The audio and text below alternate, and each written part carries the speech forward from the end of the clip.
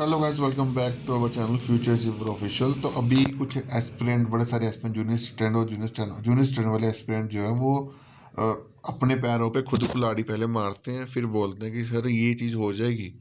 आपको मैंने इस चैनल के थ्रू जो है वीडियो में बहुत बार बताया है कि आप प्रेफरेंस जो है वो आराम से भरो, जल्दबाजी मत करो।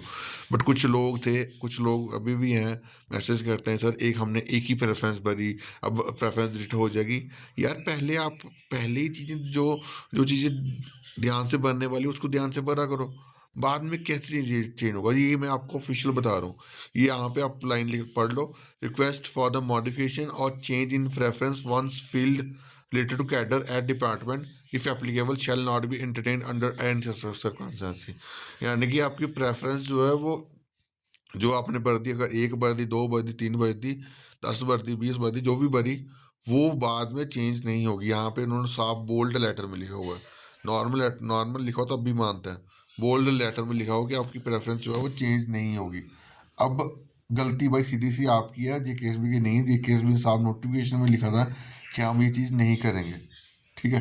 अब इसका कोई सोल्यूशन आपके पास नहीं है। अगर सोल्यूशन है तो भाई आप ग्रीवेंस फाइल कर सकते हो, रिप्रेजेंटेशन दे सकते हो। बट वो जेकेएसबी के ऊपर है, वो जेकेएसबी मानती है नहीं मानती।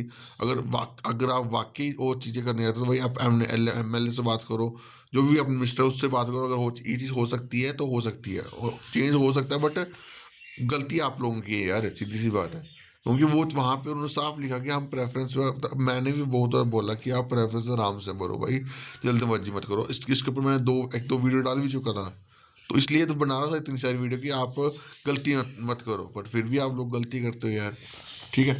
उसके बाद यहाँ पे लिखा गया candidate must write father name and mother name strictly as given in the matriculation. जो मदर नेम और फादर नेम जो है वो 10th की मार्कशीट वाला जो आपका है वो लिखना है, अदरवाइज जो उनका कैंडिडेचर है वो रिजेक्ट हो जाएगा। ये साफ लिखा गया कि आप मदर नेम फादर नेम जो है, जो आपका एप्लीकेशन फॉर्म जो आपका डॉक्यूमेंट में है वही आप लिखना।